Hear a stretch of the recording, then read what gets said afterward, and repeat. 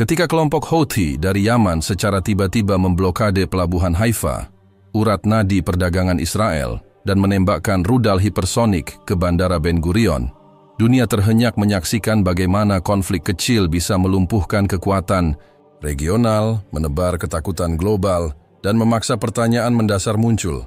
Seberapa jauh sebuah bangsa rela mempertahankan ego jika harga yang harus dibayar adalah masa depan rakyatnya?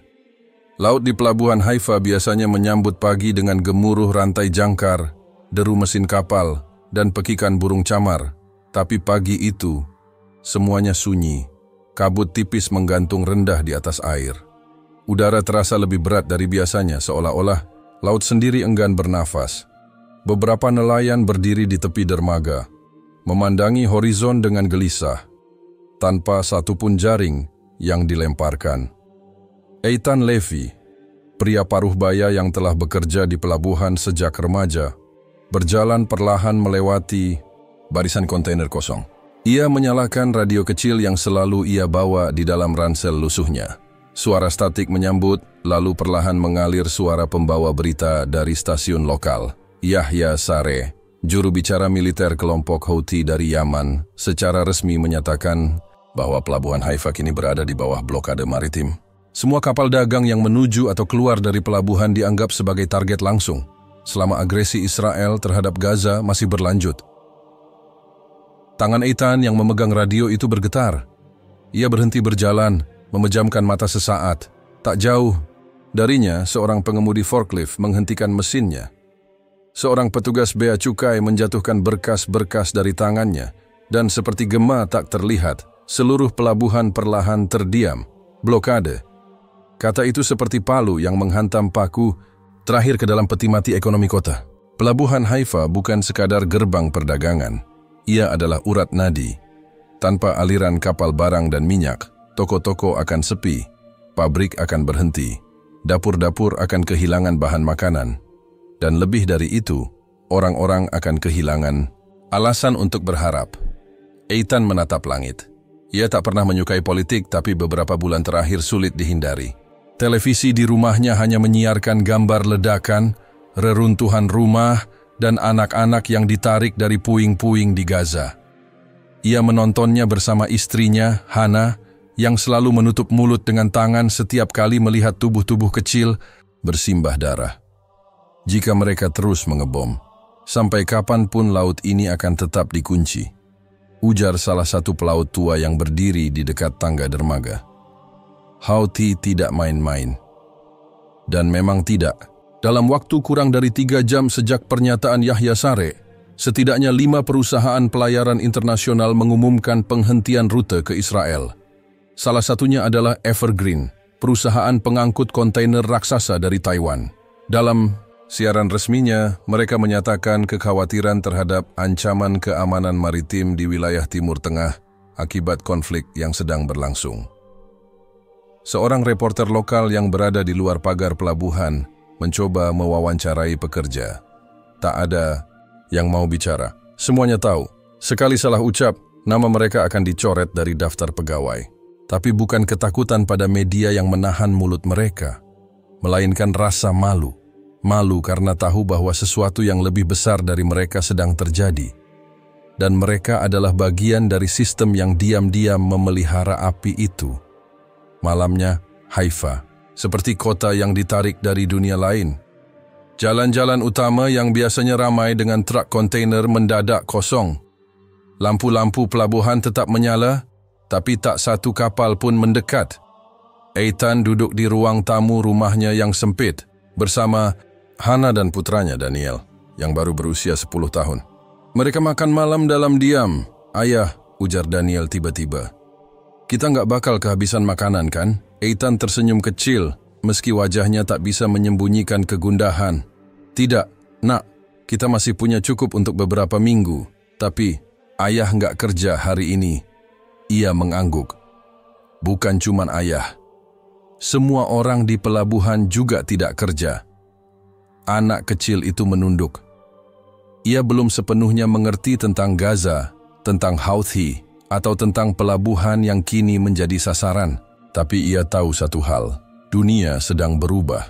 dan perubahan itu terasa seperti gelombang dingin yang menjalar dari kaki ke ubun-ubun.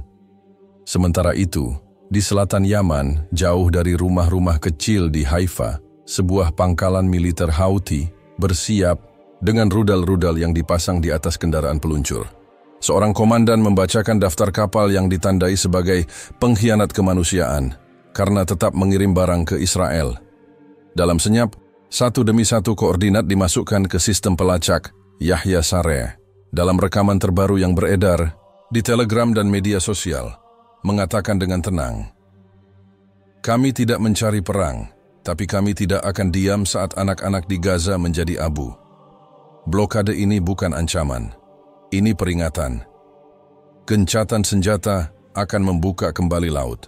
Tapi selama agresi berlanjut, tak akan ada kapal yang berlayar ke utara tanpa melewati neraka." Kalimat itu disebarkan jutaan kali, bahkan media barat seperti Reuters dan The Guardian mengutipnya dalam laporan mendesak pada tanggal 27 bulan Mei tahun ini. Sumber Reuters dilansir tanggal 27 Mei 2025. Di Haifa, malam menjadi lebih panjang dari biasanya. Hujan turun pelan-pelan. Di kejauhan, ombak menghantam batu-batu dermaga seperti detak jantung yang menolak berhenti. Eitan berdiri di depan jendela, melihat ke arah laut yang gelap. Dan untuk pertama kalinya dalam hidupnya, ia merasa laut bukan lagi teman. Ia adalah penjaga gerbang murka yang tidak akan terbuka kecuali satu hal terjadi, penghentian agresi yang sudah terlalu lama ditoleransi oleh dunia. Ia menatap Hana, lalu Daniel, dan berkata dalam hati, "Kalau ini harga yang harus dibayar agar pembantaian berhenti, maka biarlah pelabuhan ini mati." Pagi kedua setelah pengumuman blokade datang, tanpa salam. Tak ada sirin pelabuhan, tak ada peluit panjang kapal kargo yang biasanya membelah keheningan fajar. Hanya bunyi langkah tergesa para tentara cadangan yang dipanggil kembali ke markas, dan bisikan tetangga yang semakin hari semakin keras terdengar. Ini lebih dari sekadar ancaman. Ini perang di lautan. Di Bandara Ben Gurion, suasana jauh dari normal. Papan jadwal keberangkatan dipenuhi dengan tulisan merah. Dibatalkan. Suara pengumuman dari pengeras suara terdengar tanpa semangat, dan wajah-wajah penumpang di ruang tunggu tampak memucat, menunggu sesuatu yang bahkan mereka sendiri tak pahami. Di salah satu sudut terminal, dua pria bertubuh tegap dari unit keamanan Israel sibuk mendiskusikan dampak dari ledakan yang terjadi malam sebelumnya. Ya, malam itu rudal melesat dengan kecepatan mengerikan dari arah Laut Merah. Sistem pertahanan udara Iron Dome yang selama ini dibanggakan mendeteksi ancaman namun gagal menanggapi tepat waktu. Rudal itu bukan rudal biasa, bukan yang dibeli dari pasar senjata gelap atau buatan tangan. Itu adalah rudal hipersonik, meluncur dengan kecepatan lebih dari 5 kali kecepatan suara, langsung menghantam salah satu bangunan penunjang penerbangan internasional. Dentuman keras mengguncang kota sekitar dan menciptakan kepanikan massal di wilayah yang selama ini dikenal aman. Pasca serangan itu, juru bicara militer Israel mengakui bahwa sistem pertahanan mereka perlu diperbarui dan disesuaikan dengan ancaman baru dari aktor non-negara yang menguasai teknologi tingkat tinggi. Pernyataan itu dimuat dalam beberapa media internasional, termasuk The Times of Israel dan Al Jazeera, menandai satu titik perubahan dalam dinamika kekuatan di kawasan. Sumber Al Jazeera dilansir tanggal 27 Mei 2025. Di Haifa, Eitan Levy kembali ke dermaga meski ia tahu tak akan ada pekerjaan. Tangannya membawa roti dan kopi hitam bukan untuk dirinya, tapi untuk para penjaga pelabuhan yang tetap berjaga di balik barikade baja dan pagar kawat. Ia mengenal hampir semua dari mereka, orang-orang sederhana yang dulu bertugas mengecek dokumen kapal, memandu truk-truk masuk, atau hanya sekadar mencatat waktu bongkar muat. "Sampai kapan begini?" tanya salah satu dari mereka sambil menerima secangkir kopi. Eitan mengangkat bahu. "Sampai Gaza berhenti terbakar." Tak ada yang menyanggah. Karena kini, semua telah menyadari, mereka bukan lagi pihak yang netral. Mereka bagian dari mesin yang selama ini terus berputar dan mengalirkan logistik untuk mesin perang. Dan kini, Mesin itu macet. Di meja makannya, Hana membolak-balik halaman surat kabar yang nyaris tak ia sentuh sebelumnya. Foto-foto reruntuhan di Gaza mulai menghiasi halaman pertama, tapi ada satu gambar yang membuatnya terpaku. Gambar seorang bocah perempuan berwajah penuh debu, berdiri di depan rumahnya yang sudah menjadi abu, menggenggam potongan boneka tanpa kepala. Namanya Noura, ujar Hana pelan. Umurnya mungkin sama seperti anak tetangga kita. Eitan yang duduk di seberangnya mengangguk perlahan. Dia tak akan pernah tahu siapa yang menekan tombolnya, tapi dia tahu dari mana roket itu datang. Disinilah letak ironi yang pahit. Banyak warga Israel biasa, seperti keluarga Eitan, sebenarnya bukan pendukung penuh perang. Mereka hanya manusia biasa yang terperangkap dalam kebijakan politik, propaganda, dan sejarah panjang yang kelam. Tapi dunia melihat mereka dalam satu wajah yang sama. Dan sekarang, wajah itu menjadi target. Yahya Saree, dalam pidato terbarunya yang diunggah di akun media sosial resmi Houthi, menyampaikan bahwa rudal hipersonik adalah peringatan pertama. Ia mengatakan bahwa jika agresi Israel tidak dihentikan dalam waktu dekat, maka pelabuhan-pelabuhan lainnya, termasuk Ashdod dan Eilat, akan mengalami nasib yang sama. Ia menyebut blokade sebagai perlawanan maritim untuk martabat Palestina. Di Tel Aviv, rapat darurat digelar. Perdana Menteri Israel yang tampil dalam kondisi kurang tidur dan wajah tegang berbicara kepada rakyat melalui siaran televisi nasional. Dalam pidatonya ia menyebut tindakan Houthi sebagai terorisme internasional yang disponsori oleh kekuatan regional. Namun tak sedikit yang bertanya-tanya, jika ini terorisme, mengapa banyak negara tak segera memihak? Kenapa hanya sedikit suara yang menyalahkan Houthi secara terbuka? Jawabannya sederhana. Dunia telah muak, terlalu banyak kematian, terlalu banyak tubuh kecil dibungkus kain putih. Dan kini, ketika kelompok kecil seperti Houthi menunjukkan perlawanan militer yang efektif, banyak yang mulai melihat mereka bukan sekadar pemberontak, tapi simbol perlawanan. Di rumah sakit Haifa, seorang bocah lelaki yang menderita asma berat akibat kepanikan malam sebelumnya kini terbaring lemah. Ibunya, seorang imigran dari Ethiopia, menggenggam tangannya sambil berdoa dalam bahasa yang pelan dan patah-patah. Ia tidak tahu tentang Gaza, tidak tahu tentang blokade, tapi ia tahu satu hal. Jika satu rudal jatuh lagi, ia mungkin akan kehilangan anak satu-satunya. Dunia kini tidak hanya bicara tentang perang darat. Laut dan udara telah berubah menjadi medan konflik. Setiap kapal yang berlayar kini harus menghitung ulang risikonya. Asuransi naik 2 kali lipat. Pengiriman logistik terganggu, harga bahan bakar melonjak, dan para nelayan di pesisir Lebanon yang hanya berjarak beberapa jam dari Haifa, menghindari garis perairan yang sebelumnya mereka anggap biasa. Sementara itu, dari ruang bawah tanah sederhana di Sanaa, Yaman, Yahya Saree bersama beberapa pemimpin militer lainnya memantau peta digital interaktif. Setiap kapal yang mencoba mendekat Haifa diberi penanda warna merah. Drone pengintai mereka telah mengitari Laut Tengah, memantau sinyal radar dan jalur pelayaran.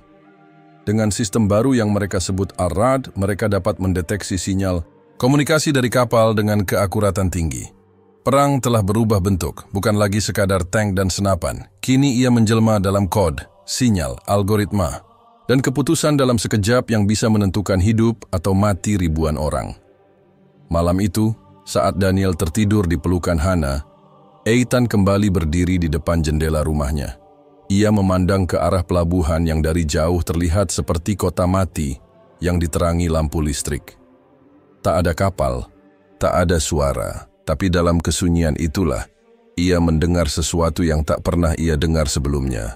Suara laut yang marah, bukan karena badai, bukan karena kapal, tapi karena sejarah. Yang selama ini tenggelam, kini mulai bangkit dari dasar. Dan Eitan tahu malam-malam ke depan tak akan sama lagi. Hari ketiga sejak blokade diumumkan. Haifa, kota pelabuhan yang biasa sibuk dengan lalu lalang truk kontainer, bunyi mesin kapal, dan klakson kendaraan, kini tampak seperti kota tua yang kelelahan. Bahkan burung camar pun tampak enggan berterbangan di atas dermaga. Di sudut kota, Eitan menyempatkan diri bertemu dengan seorang jurnalis muda asal Denmark bernama Lene yang telah menetap di Israel selama beberapa tahun. Ia ingin menulis laporan mendalam tentang dampak nyata blokade terhadap warga sipil. Orang-orang berpikir perang hanya tentang darah dan peluru, ujar Lene sambil mengatur posisi mikrofon kecil di kerah bajunya. Tapi perang juga menghancurkan kepercayaan. Itu yang saya lihat di mata warga di sini. Eitan mengangguk. Ia tak ingin diwawancara, tapi ia tahu dunia luar membutuhkan suara dari mereka yang hidup di tengah ketegangan ini. Bukan hanya suara para jenderal atau pejabat, tapi suara rakyat biasa yang tak pernah memilih untuk ikut dalam perang. Lene bertanya, "Apa yang Anda pikirkan saat pertama kali mendengar rudal itu menghantam Ben Gurion?" Eitan terdiam. Di benaknya, terulang kembali suara dentuman malam itu. Ia ingat Hana memeluk Daniel begitu erat, sampai bocah itu menangis, bukan karena ledakan, tapi karena sulit bernapas. "Saya pikir," jawab Eitan pelan, "akhirnya kita tahu rasanya jadi mereka." "Mereka?" tanya Lene, penasaran. "Anak-anak di Gaza. Orang-orang yang tak bisa tidur tiap malam karena tak tahu kapan atap rumah mereka runtuh." Lene mencatat kalimat itu. Ia tahu itu bukan sekadar kutipan. Itu luka yang perlahan terbuka. Sementara itu, di pelabuhan Ashdod yang terletak lebih selatan, kekhawatiran mulai tumbuh. Ashdod menjadi pelabuhan tersibuk kedua setelah Haifa sejak blokade. Tapi laporan intelijen menunjukkan Houthi telah menempatkan drone intai bersenjata di perairan sekitar. Pemerintah Israel mengumumkan peningkatan status siaga di semua pelabuhan, melarang semua kapal komersial yang tidak mendapat izin militer untuk berlabuh. Di perbatasan Lebanon-Israel, ketegangan meningkat. Hizbullah, yang memiliki kedekatan ideologis dengan Houthi dan Iran, mulai menunjukkan sinyal dukungan secara simbolik. Di kota-kota seperti Tyre dan Sidon, spanduk bertuliskan, "Blokade adalah kehormatan," mulai muncul. Sebuah demonstrasi kecil di Beirut menarik perhatian media Arab, menampilkan ratusan orang yang membawa gambar Yahya Saree berdampingan dengan tokoh-tokoh perlawanan Palestina. Namun, dampak yang paling nyata terasa di kapal-kapal dagang. Sejak pengumuman blokade, perusahaan pelayaran besar seperti Maersk, MSC, dan CMA CGM mulai mengalihkan rute mereka dari Laut Tengah Timur ke terusan Suez bagian selatan, atau bahkan kembali melalui rute selatan Afrika yang jauh lebih mahal dan memakan waktu. Asosiasi Pelayaran Global mengeluarkan peringatan keamanan maritim menyebut pelabuhan Haifa sebagai zona berisiko tinggi. Sumber Maritime Executive, laporan resmi tanggal 26 Mei 2025. Salah satu kapal yang terkena dampak adalah MV Horizon Light, kapal berbendera Panama yang sedang menuju Haifa membawa muatan gandum dan bahan makanan penting. Ketika mencapai Laut Merah bagian utara, kapten kapal menerima peringatan elektronik. "Jangan teruskan perjalanan menuju Haifa. Kapal Anda akan dianggap target militer." Kapten itu pun memutar haluan. Muatan tidak pernah sampai. Dan di Haifa, rak-rak supermarket mulai menunjukkan kekosongan. Di rumah sakit kota, sejumlah pasien kanker menunggu pengiriman obat yang seharusnya tiba minggu itu. Direktur rumah sakit, Dr. Amir Cohen, menyampaikan dalam konferensi pers bahwa blokade secara tidak langsung membahayakan nyawa warga sipil. Ini bukan hanya tentang politik atau militer.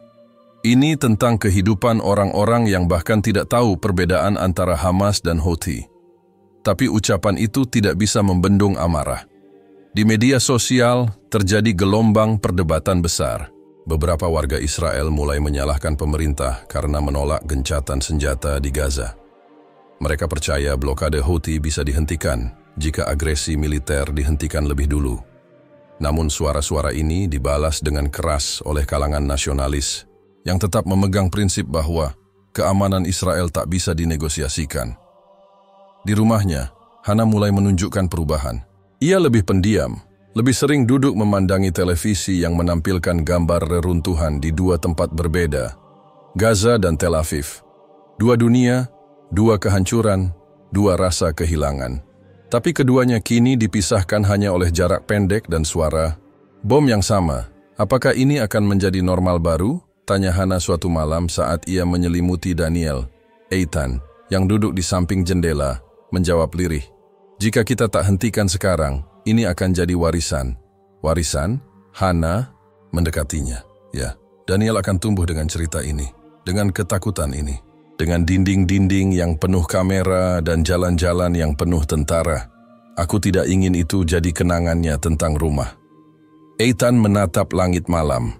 Tak ada bintang, tapi ada suara pesawat militer melintas. Suara yang telah menjadi latar belakang konstan sejak blokade dimulai. Sementara itu, jauh di Yaman, Yahya Saree menggelar pertemuan darurat dengan para penasihatnya. Mereka telah menerima kabar bahwa kapal perang Israel mulai bergerak mendekati Laut Merah, seolah bersiap melakukan intervensi. Saree menegaskan bahwa tindakan militer langsung dari Israel terhadap Yaman akan membuka babak baru yang lebih luas dan lebih brutal. Ia menutup pertemuan dengan kata-kata yang direkam untuk disiarkan ke publik. Jika Israel ingin menyalakan api di laut, maka kami akan jadi gelombang yang menenggelamkan. Rekaman itu disiarkan di berbagai kanal televisi pro-perlawanan dan dengan cepat menyebar di media sosial, mengobarkan semangat perlawanan dari Yaman hingga Lebanon, dari Iran hingga wilayah tepi barat. Keesokan harinya, Bandara Ben Gurion kembali diguncang. Kali ini bukan serangan langsung, tapi gangguan sistem navigasi akibat serangan siber yang diklaim dilakukan oleh kelompok pendukung Houthi. Sistem radar lumpuh selama beberapa menit. Beberapa pesawat nyaris kehilangan arah pendaratan. Dunia, penerbangan Israel mengalami krisis kepercayaan.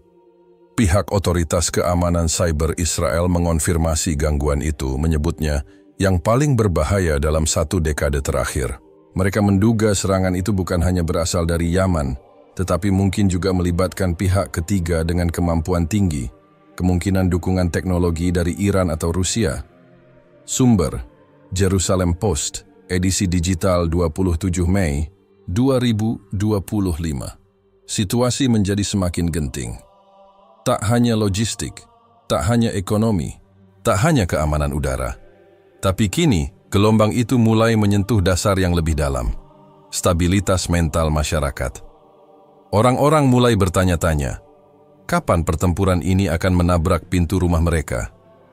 Dan dalam malam yang makin sepi, hanya ada satu pertanyaan yang menggantung di langit Haifa. Berapa harga sebuah gencatan? Sinar matahari tak lagi menjadi pertanda harapan bagi warga Haifa. Seiring mentari terbit di ufuk timur, yang terasa justru hawa panas yang menguapkan kecemasan dari aspal jalanan, dari dinding-dinding rumah, dan dari dada-dada yang belum lagi bisa bernapas lega. Di Bandara Ben Gurion, antrean keberangkatan mengular, bukan karena lonjakan turis, melainkan karena gelombang pengungsi domestik, warga asing, pelajar, dan pekerja ekspatriat yang memutuskan meninggalkan Israel. Sebagian besar dari mereka tak tahan menghadapi ketidakpastian yang kian memuncak. Serangan rudal hipersonik yang menembus sistem pertahanan tercanggih Israel, Iron Dome dan David's Sling, telah membuka mata dunia. Kekuatan yang dahulu hanya mampu mengganggu, kini mampu menghancurkan. Di tengah keramaian terminal keberangkatan, seorang wanita tua asal Italia menangis di pangkuan cucunya. Tiket mereka baru mendapat konfirmasi ulang setelah 2 kali pembatalan akibat gangguan sistem. Seorang petugas bandara berdiri tak jauh, memandangi layar komputer yang terus menampilkan pesan "Flight delayed due to technical instability". Sementara itu di Yerusalem, rapat kabinet darurat berlangsung sejak subuh. Perdana Menteri Israel, yang wajahnya tampak semakin letih dan penuh tekanan, menatap layar digital besar di depannya. Peta perairan sekitar Laut Merah dan Laut Tengah penuh garis merah, simbol pelayaran yang dihentikan atau diblokade. Kita tidak bisa diam, katanya. Lirih, seorang menteri pertahanan bersuara. Tetapi serangan langsung ke Yaman akan membuka front baru. Kita sudah terjepit di Gaza. Hizbullah di utara sudah mulai menunjukkan gigi. Dunia Arab bersatu dalam diam. Diam yang menakutkan. Tambah seorang jenderal yang mengenakan seragam hijau tua. Dan sekarang dunia tidak percaya pada dominasi udara kita.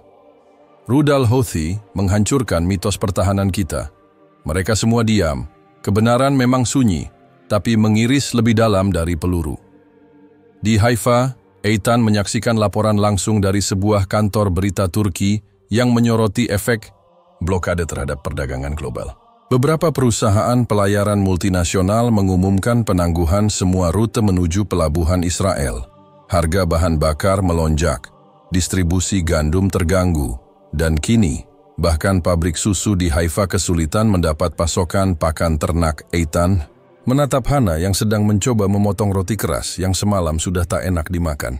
Anak mereka, Daniel, hanya duduk sambil memeluk boneka lusuhnya, bertanya, "Abi, kenapa toko-toko kosong?" Hana mencoba menjawab, "Karena kapal-kapal belum datang." "Kenapa?" "Karena lautnya sedang tidak aman, sayang." Anak kecil itu memeluk bundanya, lalu berkata pelan, "Aku takut." Kalimat sederhana itu menusuk hati mereka. Seperti ribuan orang tua lain di negeri itu, Eitan tak punya jawaban. Ia hanya bisa memeluk Daniel, berharap hangat tubuhnya bisa menenangkan jiwa kecil yang ketakutan.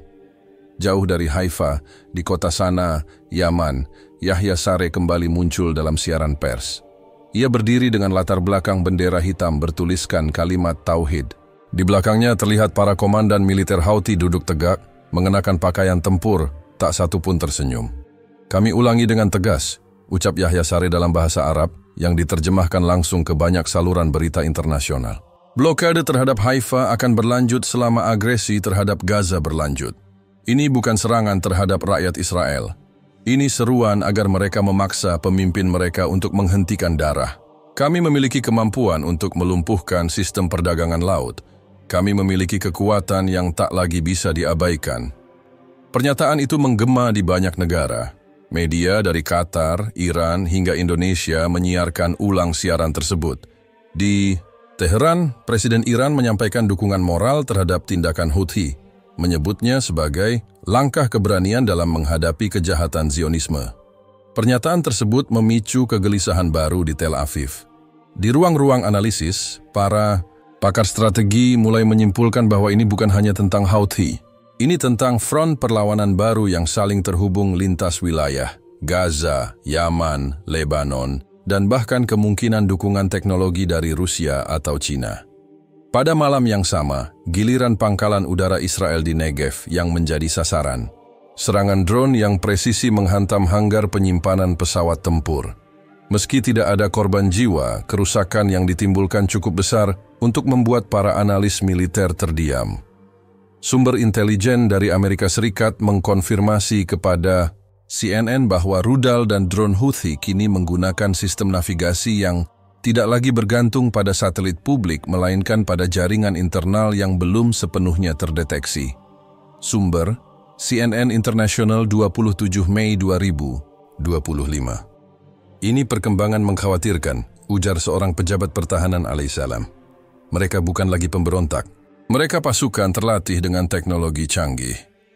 Di sela-sela laporan yang terus mengalir, masyarakat dunia mulai bersuara. Di London, puluhan ribu orang berunjuk rasa, membawa spanduk bertuliskan "Stop Gaza Siege, Open Haifa Eyes". Di Indonesia, masyarakat menggelar doa bersama memohon keselamatan bagi rakyat sipil di kedua belah pihak dan mendesak agar Israel menghentikan bombardir ke Gaza.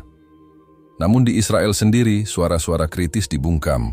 Pemerintah memperketat undang-undang media, memblokir akun-akun yang menyebarkan informasi yang membahayakan keamanan nasional. Beberapa jurnalis asing mengalami penahanan sementara di bandara, dan laporan-laporan tertentu dilarang tayang. Lene, jurnalis Denmark yang dekat dengan Eitan, menulis di blog pribadinya yang akhirnya viral di Eropa. "Aku tidak lagi melihat perbedaan antara ketakutan seorang ibu di Haifa dan di Khan Yunis. Keduanya ingin melindungi anak-anaknya dari ledakan yang tidak mereka pilih. Dan sekarang, jalan keluar dari krisis ini bukan di laut, tapi di hati mereka yang berkuasa." Kata-kata Lene menyebar cepat, dibagikan ulang oleh aktivis, politisi, dan bahkan seniman. Di tengah panasnya geopolitik, tulisan itu seperti embun kecil di padang pasir, namun embun tak bisa memadamkan api. Di Haifa, sirene kembali meraung pada malam ke-30 setelah blokade dimulai. Kali ini, sistem pertahanan berhasil menembak jatuh objek yang diduga drone kamikaze. Tapi serpihannya jatuh di kawasan pemukiman padat. 2 rumah rusak, seorang bocah terluka. Ibunya berteriak, menatap reruntuhan, Tangis itu kembali mengisi udara. Di ruang bawah tanah rumah mereka, Eitan dan Hana duduk diam. Daniel tertidur di antara mereka. Di luar, suara langkah-langkah tentara berpatroli bergema, berulang, tak henti. Bagi mereka, malam sudah kehilangan makna sebagai waktu istirahat. Malam adalah tempat ketakutan mengambil alih. Dan dalam keheningan yang rapuh, suara Hana pecah. "Berapa lama lagi kita harus begini, Eitan?" Eitan tak menjawab, sebab tak ada siapapun yang tahu kapan laut akan kembali tenang dan kapan pelabuhan itu akan kembali terbuka. Bukan hanya untuk kapal, tetapi untuk harapan. Kota-kota di dunia mulai terbelah antara kecemasan dan kemarahan. Jalanan Paris dipenuhi lautan manusia yang membawa poster bertuliskan Justice for Gaza dan End Haifa Blockade. Di antara mereka, seorang perempuan Prancis paruh baya menggandeng putrinya yang masih kecil. Wajahnya tenang, tetapi matanya merah karena tangis yang tertahan. "Kenapa kita harus peduli, Maman?" tanya sang anak. "Karena diam berarti ikut membunuh," jawab ibunya sambil menggenggam tangan anaknya lebih erat. Sementara itu, di Washington DC, gedung Capitol dikepung demonstran dari berbagai organisasi. Para senator mulai terpecah. Fraksi Demokrat progresif mengutuk agresi Israel, sementara kubu konservatif justru menuntut aksi lebih keras terhadap Yaman dan kelompok Houthi. Gedung Putih menggelar rapat darurat yang ditutup rapat-rapat hanya mengeluarkan pernyataan singkat. "Kami sedang memfasilitasi gencatan senjata dengan semua pihak." Namun realitas di lapangan justru memburuk. Di Tel Aviv, sirene kembali meraung. Kali ini bukan karena rudal, tapi karena berita kematian. 2 kapal dagang yang nekat berlayar menuju pelabuhan Haifa dilaporkan hancur oleh rudal balistik jarak menengah dari arah Laut Merah. Serangan itu menewaskan belasan awak kapal, kebanyakan warga negara asing. Investigasi awal menyebutkan rudal tersebut memiliki jejak sistem kendali buatan Iran. Di Sanaa, Yahya Saree muncul lagi. Wajahnya tetap dingin, nada suaranya datar, namun tegas. Setiap kapal yang mencoba menembus blokade akan dianggap kolaborator dalam kejahatan Zionis. "Ini bukan ancaman, ini peringatan terakhir. Jika Israel melanjutkan agresinya, kami akan perluas target kami ke kota-kota pusat ekonomi mereka." Sumber berita dari Al Jazeera dan Press TV mengonfirmasi keaslian pernyataan tersebut. Peta digital yang disertakan menunjukkan potensi serangan tidak hanya ke Haifa dan Tel Aviv, tapi juga ke Ashdod, Netanya, dan bahkan pusat komando militer di Beersheba. Reaksi Israel langsung mengeras. Kementerian Pertahanan merilis video pasukan udara yang sedang mempersiapkan pemboman skala besar ke pangkalan-pangkalan Houthi di utara Yaman. Jet-jet F-35 disiapkan, dan rudal berpemandu presisi dikalibrasi. Namun sebelum pesawat lepas landas, Amerika Serikat mengirim sinyal keras. Langkah semacam itu hanya akan menyulut perang regional. Di Haifa, suasana mencekam tak kunjung reda. Para pemilik toko mulai menutup usahanya satu persatu. Pasokan bahan pangan menipis. Jalan-jalan kota menjadi sunyi kecuali suara kendaraan militer dan ambulans. Beberapa warga mulai mengungsi ke pedesaan utara, berharap bisa terhindar dari serangan lanjutan. Eitan, yang sebelumnya masih berharap semuanya akan kembali normal, kini hanya bisa berdiri diam di depan jendela rumahnya. Ia melihat truk militer lewat membawa peti kayu panjang. Ia tahu itu bukan logistik, itu jasad. Di dalam rumah, Hana memutar radio kecil yang masih bisa menangkap siaran internasional. Suara reporter BBC menggema lirih. Dalam sejarah modern, jarang sekali kita menyaksikan krisis sebesar ini yang melibatkan poros kekuatan dari Timur Tengah hingga ke Barat. Pelabuhan Haifa, yang dulunya menjadi simbol perdagangan internasional, kini berubah menjadi titik pusat ketegangan global. Dan dengan tiap detik yang berlalu, kemungkinan pecahnya perang regional kian membayangi. Hana mematikan radio, tangannya gemetar. Ia menatap Daniel yang duduk di pojok ruangan, menulis sesuatu di kertas dengan krayon warna-warni. "Apa yang kamu gambar, sayang?" Daniel menunjukkan kertas itu. Sebuah gambar kapal besar dengan tulisan damai di atasnya dan bendera putih di tiangnya. Ini kapal yang membawa makanan, Mami. Dan bendera putih biar nggak ditembak. Hana tak bisa menahan air matanya. Ia memeluk anaknya, menutup wajahnya ke pundak kecil itu. Dan untuk pertama kalinya sejak krisis dimulai, ia menangis keras. Bukan karena takut, tetapi karena tak sanggup menjawab harapan sederhana dari anak kecil yang hanya ingin hidup tenang. Di Gaza, gempuran terus berlanjut. Rumah sakit kewalahan. Laporan terbaru dari WHO menyebutkan lebih dari 25.000 korban jiwa dalam sebulan terakhir. Sebagian besar adalah perempuan dan anak-anak. Sumber: World Health Organization, Mei 2025. Foto-foto. Bayi tak bernyawa dan puing-puing bangunan berserakan memenuhi lini masa media sosial. Para relawan dari luar negeri bersuara keras. LSM dari Norwegia, Turki, dan Afrika Selatan menuntut pembukaan jalur kemanusiaan. Tetapi Israel bersikeras, tidak ada gencatan senjata sebelum Hamas menyerah total. Di Eropa, opini publik berubah cepat. Negara-negara seperti Irlandia, Spanyol, dan Belgia mengancam akan memutuskan hubungan diplomatik jika serangan ke Gaza tidak dihentikan. Persatuan Eropa pun terpecah.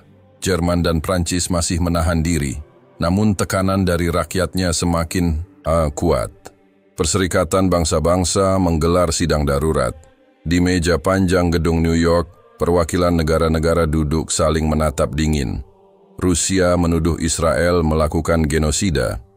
China menyebut blokade Houthi sebagai respon terhadap keputusan. Amerika Serikat terlihat gamang mencoba menyeimbangkan tekanan dari sekutunya dan kritik dari dunia internasional. Sekretaris Jenderal PBB menyuarakan pernyataan yang keras. Jika pelabuhan-pelabuhan dunia berubah menjadi medan perang dan laut, tidak lagi aman untuk manusia, maka kita telah gagal sebagai peradaban.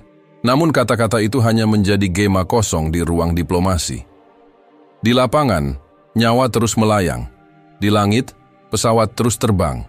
Dan di laut, kapal-kapal terus menghindari satu titik hitam yang dulunya menjadi denyut nadi ekonomi Israel, Pelabuhan Haifa. Pada malam hari, di sebuah hotel tua di selatan Haifa yang kini menjadi tempat pengungsian darurat, sekelompok anak-anak duduk mengelilingi seorang relawan perempuan yang membacakan kisah Nabi Yunus. Ketika sampai pada bagian Yunus dilemparkan ke laut dan ditelan ikan besar, seorang anak perempuan tiba-tiba bertanya, "Kalau Yunus dilempar ke laut dan selamat, kenapa kapal sekarang malah tenggelam?" Relawan itu terdiam. Ia ingin menjawab bahwa kisah Nabi adalah tentang keajaiban dan pertobatan. Tetapi bagaimana menjelaskan pada anak kecil bahwa dunia kini kehilangan rasa takut kepada Tuhan? Eitan yang duduk tak jauh hanya bisa menatap langit. Malam dari jendela pecah. Bulan purnama menggantung indah, tapi langit tak lagi jernih. Asap, debu, dan cahaya merah dari kota yang terbakar menciptakan siluet mengerikan. Di luar jendela itu, Haifa tak lagi seperti dulu. Kota itu kini berdetak dalam diam, menunggu. Entah apa, entah kapan, dan dunia hanya bisa menonton. Malam itu, Laut Merah bergejolak seperti tubuh luka yang menahan napas. Ombak tidak terlalu tinggi, tetapi gelombangnya terasa menakutkan, seolah menyimpan rahasia yang tak boleh dijamah. Di balik bayangannya, sebuah kapal kargo berbendera Liberia melaju perlahan, penuh kecemasan. Di dalamnya, kapten berusia lanjut bernama Maxim Dudarev menatap layar radar yang tidak menunjukkan apa-apa, kecuali satu titik yang tak henti bergerak. Drone pengintai tak dikenal. Putuskan komunikasi, katanya singkat. Aktifkan mode senyap. Kalau mereka tahu kita bawa kontainer menuju Haifa, kita mati di tengah laut ini. Anak buahnya, pria muda dari Bangladesh, mengangguk cepat dan mematikan pemancar. Di ruang mesin, suara gemuruh terus menggelegar. Mereka tahu waktu mereka sedikit. Kargo itu, bahan makanan, suku cadang alat berat, dan beberapa komponen elektronik untuk sistem energi seharusnya sudah tiba 2 hari lalu. Tapi blokade Houthi tak mengenal kompromi. Haifa adalah zona mati. Di Sanaa, jauh dari ria air Laut Merah, sebuah ruangan kecil penuh layar monitor menjadi pusat perhatian. Di sanalah pasukan elit Houthi memantau setiap gerakan kapal di jalur Laut Merah. Salah satu layar menampilkan titik kapal Maxim yang kini berusaha melintasi perairan dekat Jizan, sebuah wilayah yang menjadi medan senyap antara Yaman dan Arab Saudi. Yahya Sare berdiri di belakang operator. Ia membaca data. Kapal ini berusaha menyelinap. Bendera Liberia. Tapi penerima logistiknya perusahaan Israel. Sasarannya Haifa. Operator menoleh. Kita kirim peringatan, Jenderal? Tidak, jawabnya. Beri mereka pelajaran. Gunakan torpedo bawah air. Tidak langsung menenggelamkan, hanya cukup membuat mereka mundur. Beberapa menit kemudian, torpedo dilepaskan dari kapal selam kecil buatan Iran. Ledakannya tak terdengar di permukaan, tetapi cukup untuk mengguncang badan kapal Maxim. Lampu kapal padam sesaat, sirene berbunyi, kru panik, mereka pikir akan tenggelam. Turunkan jangkar, kirim sinyal SOS. Teriak Maxim, namun tiada yang datang. Tidak ada penyelamat di tengah laut yang sunyi itu. Hanya layar-layar satelit yang mencatat semuanya. Dan sebuah pesan dari Houthi yang masuk ke radio cadangan. Ini adalah peringatan terakhir. Setiap pelanggaran akan dibalas. Hentikan agresi ke Gaza, maka laut akan tenang kembali. Di Yerusalem, pemerintah Israel panik. Serangan ini bukan lagi simbolik. Ini serangan sistematis terhadap logistik negara. Pelabuhan Haifa lumpuh total. Jalur Laut Merah kini menjadi medan hantu. Dan Bandara Ben Gurion belum sepenuhnya pulih dari serangan rudal hipersonik sebelumnya. Kekacauan mulai terlihat dalam distribusi nasional. Data dari Kementerian Perekonomian Israel menunjukkan penurunan drastis dalam impor barang penting sebanyak 32% dalam waktu 2 minggu terakhir. Sumber: Kementerian Perekonomian Israel, Mei 2025. Harga pangan melonjak, pasar-pasar mulai panik. Di Beersheba, sekelompok warga memprotes antrean panjang gas dan listrik yang mulai terbatas. Sementara itu, di dalam ruangan rapat tertutup Tel Aviv, seorang analis intelijen Mossad memaparkan hasil penyelidikan terbaru. Kami mendeteksi adanya sabotase terkoordinasi terhadap jaringan pasokan dalam negeri. Ada dugaan agen-agen Houthi dan proksi Iran telah menyusup ke jalur pasokan, termasuk perusahaan pihak ketiga yang bekerja sama dengan vendor dari Turki dan Afrika Timur. Seorang jenderal mengetuk meja dengan keras. Ini sudah bukan hanya konflik Gaza, ini infiltrasi penuh. Apa yang dilakukan badan intelijen kita? Kepala Mossad hanya menunduk. Kami terlambat menyadari bahwa Houthi tidak bermain sendirian. Mereka mendapat dukungan teknologi dari Iran, koordinasi logistik dari Hizbullah, dan bantuan informasi dari jaringan siber Suriah. Kita harus menyerang mereka semua, seru pejabat tinggi pertahanan. Namun Perdana Menteri yang sejak tadi diam, angkat bicara. Dan siapa yang akan berdiri di sisi kita? Amerika mulai menarik diri. Eropa mulai mencela kita. Dunia Muslim membenci kita. Kita melawan dunia. Di sisi lain, Houthi memperluas strateginya. Mereka tak hanya memblokade laut dan menyerang pelabuhan. Mereka menyusup ke sistem digital pelayaran internasional. Dalam waktu singkat, lebih dari 500 rute pelayaran di Laut Merah harus dialihkan, menyebabkan kerugian global mencapai miliaran dolar. Sistem pelacakan kapal dihack. Kapal-kapal dagang dari India, Afrika, dan Eropa terpaksa putar arah. Perserikatan Bangsa-Bangsa mengeluarkan laporan baru. Konflik ini telah mengganggu lebih dari 70% perdagangan maritim Timur Tengah.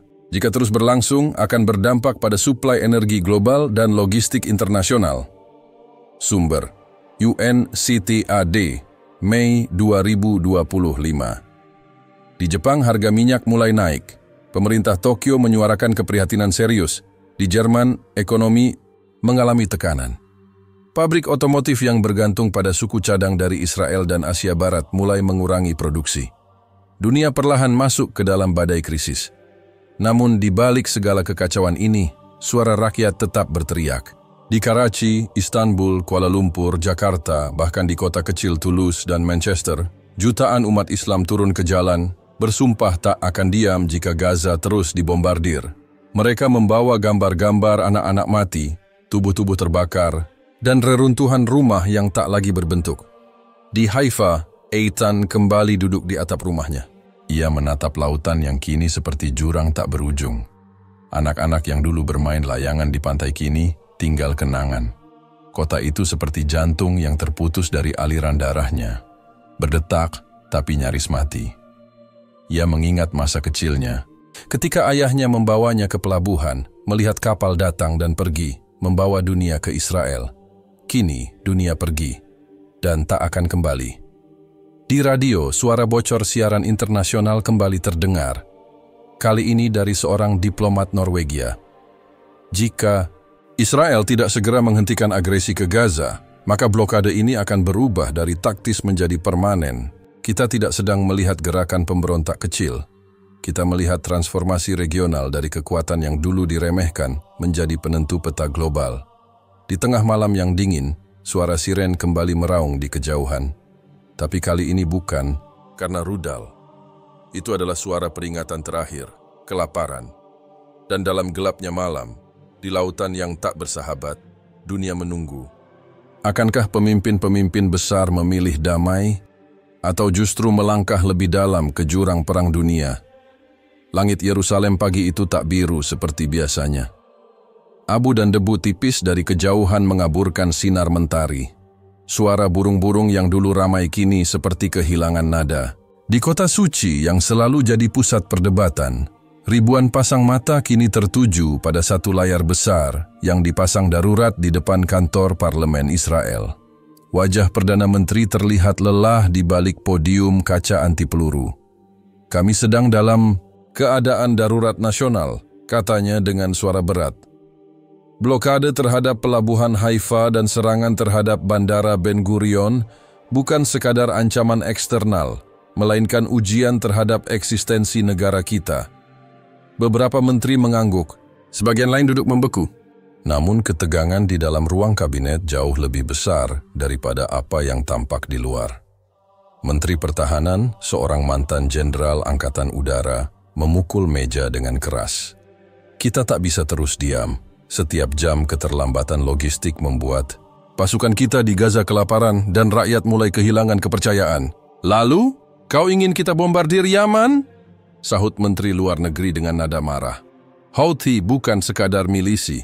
Mereka kini bagian dari struktur militer Iran. Dan jika kita serang Sana'a, Teheran akan balas.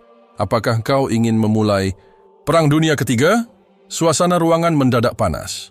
Seorang penasihat senior dari pihak oposisi berdiri menatap semua wajah dengan sorot mata tajam. Masalahnya bukan di luar. Masalahnya ada di sini, di dalam ruangan ini. Kita gagal membaca situasi. Kita terlalu yakin kekuatan militer kita bisa mengatasi segalanya. Dan sekarang lihat. Ia memutar layar tablet dan menampilkan laporan dari Bank Israel yang bocor ke media. Ekonomi dalam negeri mengalami kontraksi sebesar 7% hanya dalam 3 minggu. Tingkat pengangguran naik 2 kali lipat. Harga roti naik 50%. Kelangkaan bahan bakar mulai terasa. Dan yang paling menakutkan, kepercayaan publik terhadap pemerintah jatuh ke titik terendah sejak Intifada kedua. Kalian pikir ini hanya soal roket dan blokade? Ini soal legitimasi. Rakyat kehilangan arah, kehilangan harapan. Suaranya menggema. Di luar gedung parlemen, puluhan ribu demonstran berkumpul. Spanduk bertuliskan, "Berhenti perang dan hentikan kebohongan," memenuhi udara Yerusalem.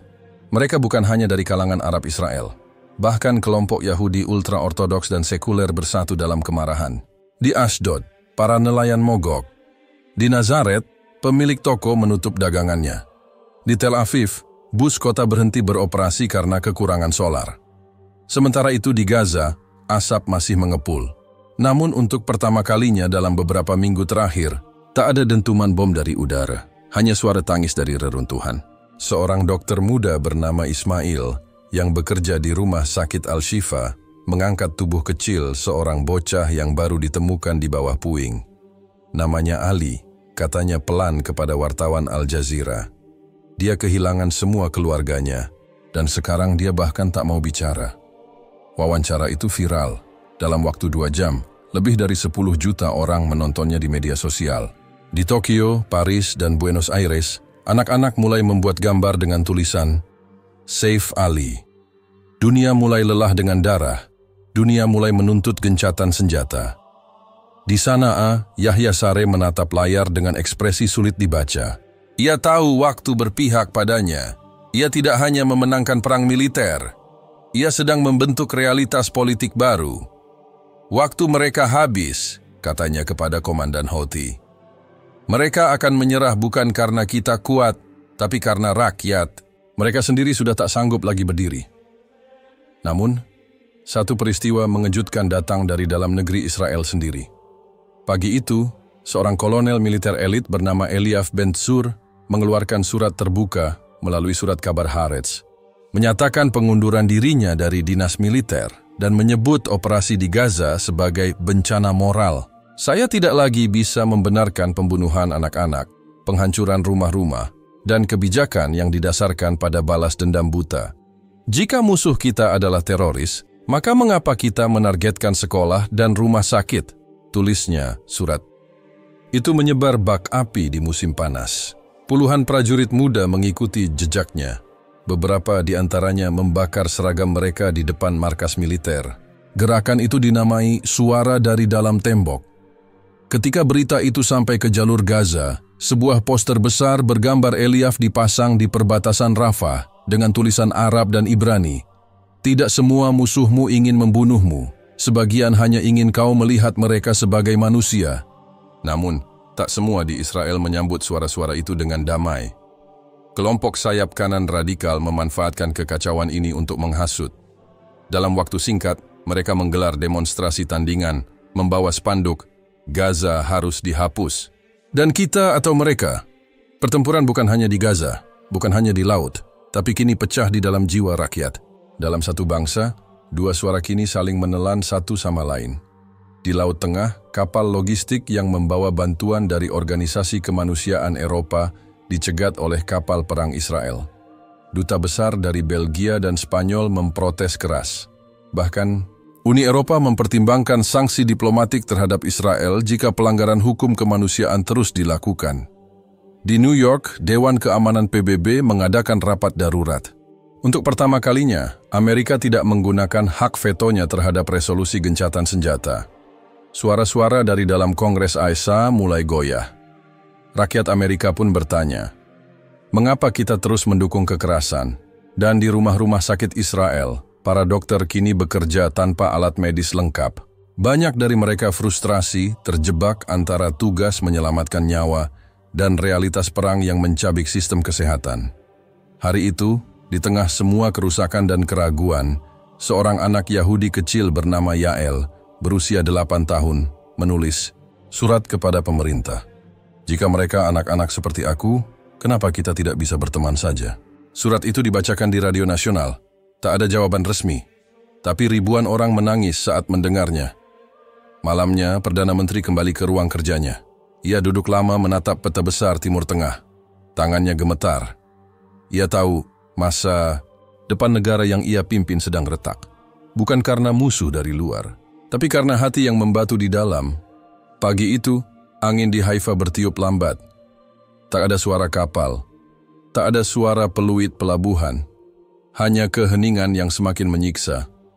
Dermaga yang dulu ramai kini seperti kota mati, peti-peti kontainer, menumpuk menanti bongkar muat yang tak pernah datang. Di kejauhan, kapal tanker berbendera Liberia berputar-putar di perairan internasional, menanti izin masuk yang tak kunjung diberikan.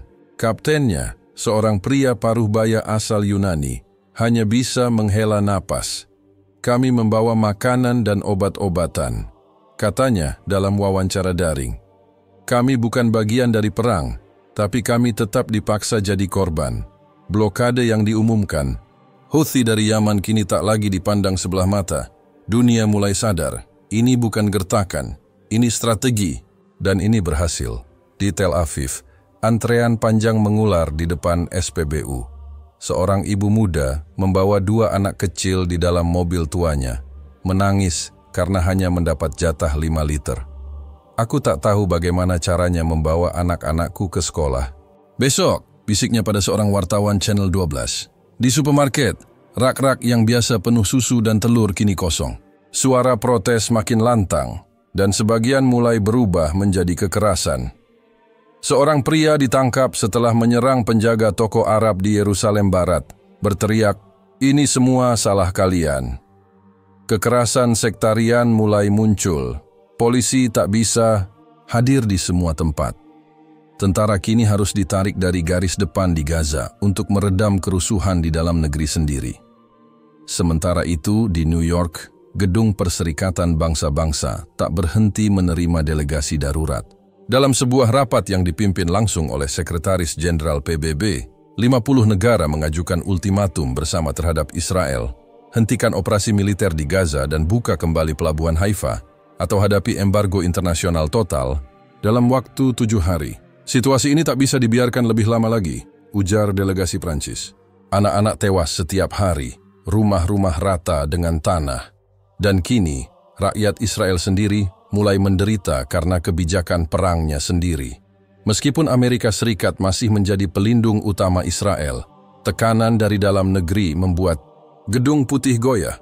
Puluhan ribu warga turun ke jalan di Washington, Boston, dan Los Angeles, membawa poster bertuliskan "Ceasefire Now" dan "Justice for Gaza." Sejumlah senator mulai mengubah suara mereka. Ini bukan tentang pro atau anti-Israel, kata Senator Alexandria Ocasio-Cortez dalam pidatonya. Ini tentang kemanusiaan, dan jika kita diam melihat penderitaan, kita pun ikut bersalah. Bahkan, Pangeran Mohammed bin Salman dari Arab Saudi yang sebelumnya menjaga jarak, kini angkat suara dalam pernyataan resmi. Kami menyerukan gencatan senjata segera. Perdamaian tak bisa dibangun di atas puing dan darah. Di dalam ruang kabinet Israel, perdebatan menjadi semakin panas. Menteri Ekonomi mengajukan laporan keruntuhan perdagangan. Nilai ekspor turun 80%, investor asing mulai menarik modal, dan industri teknologi tinggi lumpuh karena kekurangan bahan mentah. Bahkan sistem pertahanan yang selama ini dibanggakan dunia terancam tak mampu dipertahankan jika suku cadang tak segera masuk. Namun di tengah semua itu, ada satu kalimat yang membuat semua ruangan sunyi. Kita bisa kalah dari dalam, bisik kepala Mossad. Bukan karena musuh kita kuat, tapi karena kita terlalu lama menutup telinga terhadap dunia. Seorang penasihat senior menunjukkan rekaman satelit rahasia. Houthi telah menyiapkan rudal baru, lebih besar, lebih cepat, dan ditempatkan di wilayah pesisir yang tak terdeteksi radar biasa. Mereka bukan lagi pemberontak desa, mereka adalah kekuatan strategis kawasan. Di pelabuhan, seorang pekerja pelabuhan bernama Afi, yang sudah bekerja selama 20 tahun, duduk di atas peti kontainer dan menatap laut. Dulu tempat ini penuh tawa, penuh suara, katanya lirih.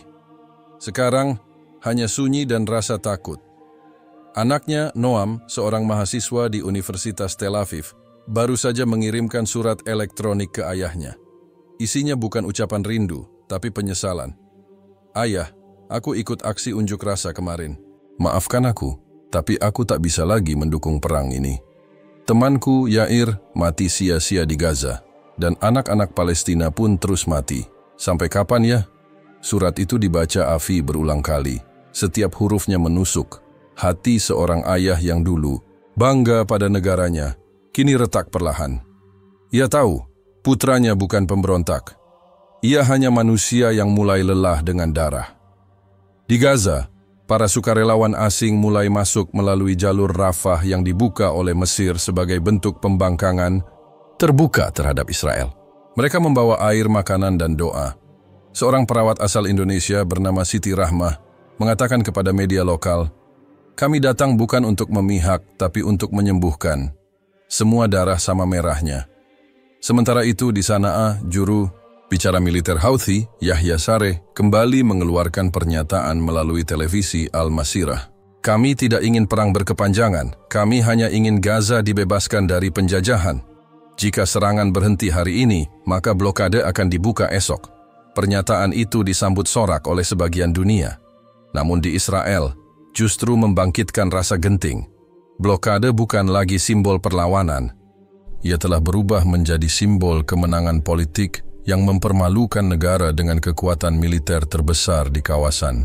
Seorang analis dari Institute for National Security Studies menyimpulkan dalam laporan resminya, jika Israel tidak mengambil langkah strategis diplomatik dalam waktu dekat, maka dominasi kita dalam geopolitik regional akan berubah selamanya. Dan yang paling mengejutkan, datang dari dalam negeri sendiri. Sekelompok veteran IDF yang sebelumnya bertugas di Gaza mengajukan petisi kepada Mahkamah Agung untuk menghentikan operasi militer. Kami tak bisa lagi menanggung beban moral ini, tulis mereka. Kami berperang untuk melindungi tanah air, bukan untuk membunuh warga sipil. Mahkamah menyetujui sidang terbuka dalam 2 hari ke depan. Sebuah keputusan bersejarah bisa saja lahir. Pengadilan terhadap kebijakan perang. Dan pada malam yang sunyi, ketika semua mata terarah pada laut yang tak lagi bersuara, seorang anak laki-laki di Gaza menuliskan sesuatu di dinding rumahnya yang separuh runtuh. Kami bukan monster. Kami hanya ingin tidur tanpa mendengar ledakan. Kata-kata itu difoto oleh jurnalis Perancis kemudian menjadi poster perlawanan damai yang disebar ke seluruh dunia. Sebuah pengingat bahwa di tengah kekuasaan, politik, dan kebanggaan nasional, masih ada manusia yang hanya ingin hidup tenang. Dan dunia kini bertanya, apakah Israel akan mendengar sebelum semuanya terlambat? Langit Haifa tampak kelabu. Kabut tipis menggantung. Di atas pelabuhan yang lumpuh total, kapal-kapal mulai mengering di tambatan, seperti tulang-tulang tua yang tak lagi hidup. Di dek kapal kargo berbendera Panama, para kru asing duduk berselimutkan mantel pelabuhan, menatap daratan yang hanya berjarak 100 meter, tapi terasa seperti dunia lain yang mustahil dijangkau. Sudah lebih dari 20 hari sejak blokade, maritim Houthi dinyatakan secara terbuka. Dunia kini tidak hanya menyaksikan tapi juga bicara dengan suara keras. Perserikatan bangsa-bangsa, Uni Eropa, Liga Arab, bahkan Vatikan, satu demi satu menyerukan akhir dari penderitaan yang telah menjalar tak hanya di Gaza, tetapi kini juga dalam jantung masyarakat Israel. Di Tel Aviv, para warga mulai memenuhi alun-alun Rabin setiap malam.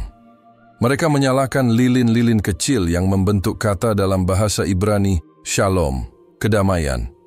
Tidak ada suara musik. Tidak ada teriakan, hanya doa dan tangis yang tertahan. Seorang perempuan paruh baya berdiri di tengah kerumunan, wajahnya tirus, matanya sembab. Ia mengangkat foto anaknya, berpakaian seragam militer yang gugur dalam pertempuran sepekan lalu.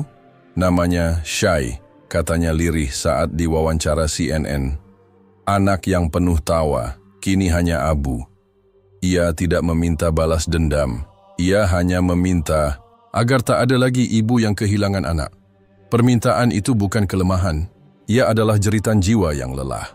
Sementara itu, suasana politik dalam negeri Israel kian retak. Perdana Menteri yang dulu tampil tegas, kini terkurung dalam pusaran tekanan internal dan eksternal. Kabinetnya terbelah. Menteri Pertahanan menyarankan gencatan senjata sebagai strategi selamatkan wajah. Sementara, Menteri Keamanan Nasional bersikeras bahwa menyerah pada tekanan Houthi akan menjadi awal kehancuran reputasi militer Israel. Kita tidak tunduk pada teroris, bentaknya dalam sidang darurat kabinet. Tapi tak ada lagi tepuk tangan seperti dulu.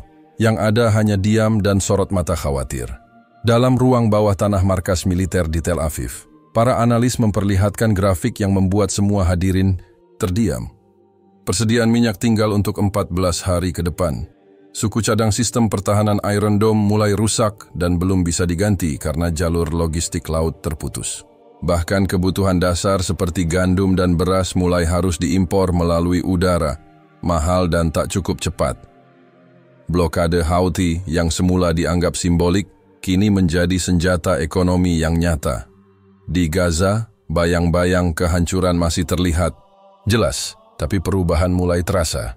Setelah tekanan internasional yang tak tertahankan, beberapa bantuan kemanusiaan berhasil masuk. Truk-truk Mesir yang membawa tepung, susu, dan obat-obatan melintasi perbatasan Rafah. Anak-anak mulai terlihat di jalanan, menyambut roti dengan senyum lemah. Di satu sudut kamp pengungsian Khan Yunis, seorang anak laki-laki menggambar bendera Palestina dan menulis dengan spidol merah, "Terima kasih Yaman." Namun di sisi lain, di wilayah selatan Israel, roket masih sesekali melesat dari Gaza. Tembakan balasan pun masih terjadi. gencatan senjata belum dicapai, meski sinyal diplomatik mulai dikirim dari berbagai arah.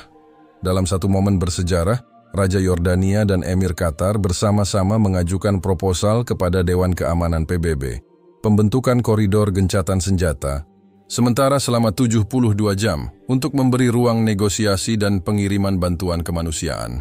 Usulan itu didukung oleh mayoritas negara anggota. Namun veto dari Amerika Serikat, meski kali ini disampaikan dengan enggan, membuatnya tertunda. Tapi bahkan dalam tubuh Amerika sendiri, perpecahan mulai tampak. Juru bicara Pentagon menyatakan keprihatinan atas memburuknya kondisi warga sipil dan menyarankan evaluasi ulang dukungan militer kepada mitra strategis jika konflik tak menunjukkan tanda penyelesaian. Media global pun tak lagi membela buta. The Guardian menulis tajuk utama, Haifa lumpuh, Gaza terkubur, dunia bertanya, apa harga kekerasan ini? Artikel panjang itu diakhiri dengan kutipan dari seorang pemuda Yahudi yang hidup di Haifa. Kami merasa seperti di penjara dalam negara kami sendiri. Di tengah semua gejolak itu, muncul kejutan dari Yaman. Houthi merilis rekaman video terbaru.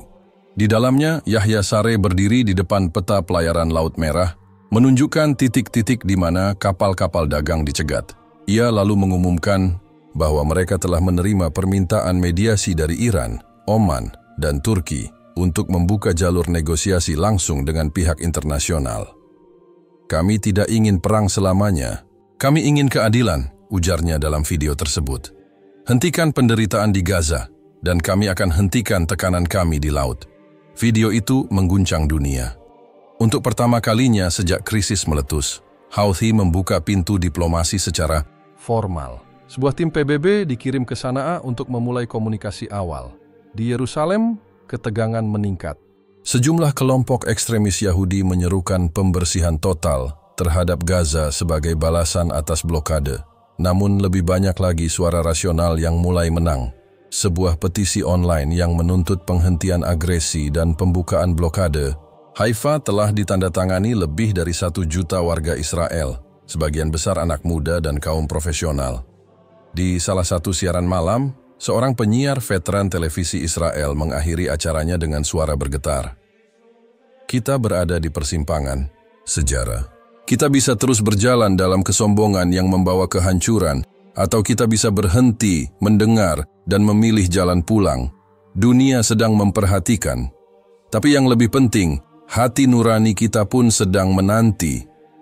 Malam itu, di ruang strategis IDF, Panglima tertinggi berbicara perlahan pada bawahannya. Ia bukan berteriak. Ia tak lagi menunjukkan kekuatan. Ia hanya menyodorkan satu kalimat.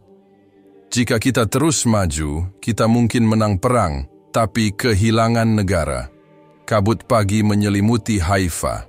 Pelabuhan yang dulu menjadi pusat denyut perdagangan Israel kini seperti tubuh yang kehilangan napas. Kontainer-kontainer berserakan, kosong. Suara burung camar bercampur dengan deru ombak yang menghantam dermaga. Tidak ada aktivitas bongkar muat. Tidak ada peluit kapal, hanya diam. Sebuah diam yang menyakitkan, membekukan waktu. Di kejauhan, sebuah kapal tanker berbendera Liberia masih terapung, tertahan sejak 2 pekan lalu. Awak kapalnya mulai kehabisan logistik, bergantung pada bantuan darurat yang dikirim oleh LSM Internasional melalui drone laut. Salah satu kapten kapal, seorang pria tua asal Yunani, mengirimkan pesan suara kepada media global. Kami bukan bagian dari perang kalian. Kami hanya ingin pulang. Sementara itu, di Yerusalem, pagi itu dimulai dengan ketegangan. Kantor Perdana Menteri menjadi pusat krisis. Laporan terbaru dari IDF menunjukkan bahwa serangan balasan Houthi tak hanya menghantam Ben Gurion, tapi kini mengarah ke kilang minyak Ashdod. 2 ledakan besar terdengar malam sebelumnya. Api menyala sepanjang pantai, menciptakan garis cahaya merah menyala yang bisa dilihat dari puluhan kilometer. Tidak ada korban jiwa, tapi dampaknya luar biasa. Harga bahan bakar melonjak 3 kali lipat. Warga antre di SPBU dengan wajah tegang. Pabrik-pabrik mulai menghentikan produksi karena pasokan energi terganggu. Dalam ruang rapat yang gelap dan tegang, Perdana Menteri berdiri di hadapan kabinetnya. Wajahnya letih. Kerutan di keningnya dalam. Matanya tak lagi penuh semangat seperti dulu. Di tangannya ada 2 dokumen. Satu berisi rencana penambahan serangan militer ke wilayah-wilayah di Yaman yang diduga menjadi basis rudal Houthi. Yang satu lagi berisi draft kesepakatan gencatan senjata yang difasilitasi oleh Turki dan PBB. Ia tahu ini bukan sekadar keputusan politik. Ini adalah pilihan antara harga diri dan kelangsungan hidup. Antara suara para jenderal yang haus kemenangan dan tangis rakyat yang ingin pulang ke kehidupan normal. Lalu ia berkata lirih, hampir seperti berbisik, "Jika Haifa mati, Israel pun akan perlahan mati." Kalimat itu mengguncang ruangan. Beberapa menteri langsung menolak keras usulan gencatan senjata. Mereka menyebutnya pengkhianatan terhadap tentara yang telah gugur. Tapi suara-suara lain mulai muncul. Suara para ibu, suara ekonom, suara pemilik toko kecil di pinggiran kota yang kehilangan pasokan barang. Salah satu menteri wanita berdiri. Ia adalah ibu dari 2 anak. Dengan suara gemetar ia berkata, "Anak saya menangis tadi malam, bukan karena bom, tapi karena tidak ada susu, dan saya tak tahu harus menjawab apa." Malam itu, keputusan dibuat. Pukul 10 malam waktu setempat, pemerintah Israel secara resmi mengumumkan kesediaan untuk menghentikan serangan militer ke Gaza dengan syarat penghentian serangan balasan dari Houthi dan jaminan keamanan untuk warga Israel. Pernyataan itu disiarkan secara langsung. Jutaan orang menyaksikannya dari layar ponsel dan televisi. Perdana Menteri tidak memakai jas. Ia hanya mengenakan kemeja putih dan dasi yang longgar. Ia menatap kamera, lalu berkata, "Ini bukan tentang kalah atau menang. Ini tentang menjadi manusia. Kami siap berdamai demi masa depan anak-anak kita." Di Sanaa, markas Houthi menjadi riuh. Para komandan berkumpul. Yahya Saree menonton pernyataan itu dengan tenang. Ia tahu ini bukan akhir, tapi ini awal dari sesuatu yang jauh lebih sulit, perdamaian. 3 jam kemudian, Houthi mengumumkan penghentian blokade maritim atas Haifa. Sebuah pernyataan resmi dirilis. "Kami mengangkat blokade sebagai respons atas langkah Israel menghentikan agresinya terhadap Gaza. Kami akan terus memantau. Damai bukan kelemahan, damai adalah kehormatan." Media internasional meledak dengan berita itu. CNN menyebutnya turning point of the decade. BBC menulis a fragile hope amid ruins. Reuters menyebutnya sebagai satu-satunya momen kelegaan di tengah neraka. Esok paginya, kapal-kapal mulai bergerak perlahan memasuki perairan Haifa. Sirine pelabuhan dibunyikan, bukan sebagai peringatan bahaya, tapi sebagai simbol kelahiran kembali. Seorang kapten kapal dari Turki menangis saat menyentuh dermaga. Akhirnya, katanya, rumah kembali bernyawa. Di Gaza, anak-anak berlarian di antara reruntuhan mengibarkan bendera kecil. Tak ada musik, tapi ada nyanyian lirih dari bibir mereka. Harapan, walau masih remuk, mulai tumbuh.